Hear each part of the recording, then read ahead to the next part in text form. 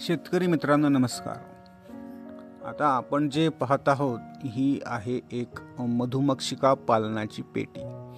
परंतु आपल्याला जर मधुमक्षिका पालन करायचे असेल तर अशा प्रकारची पेटी घेणं बऱ्याच शेतकऱ्यांना खर्चिक वाटतं.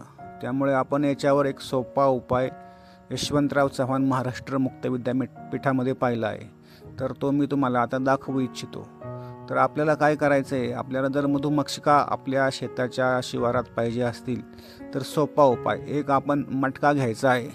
आपण जो सर्वसाधारण मटका घेतो त्याच पद्धतीचा, आणि तो मटका झाडाला उलटा टांगायचा आहे आणि त्याचं तोंड खालच्या बाजूनी एखाद्या साध्या गोनपाटाने किंवा शेडनेटच्या एखाद्या तुकड्याने खालून बांधून घ्यायचं आहे आणि त्याला साईडला एक माशांना जाण्या आणि येण्यासाठी एक छोटंसं छिद्र ठेवायचं आहे. आता ह्या झाडावर यशवंतराव चव्हाण महाराष्ट्र मुक्त विद्यापीठ गंगापूर तालुका नाशिक जिल्हा नाशिक या ठिकाणी या झाडावर अशा प्रकारचे मधुमक्षिका पालनासाठी मटके टांगलेले आहेत. आणि याच्यामध्ये काय करायचं आहे, फक्त मधुमक्षिका येण्यासाठी नैसर्गिक माशा याच्यामध्ये येतात.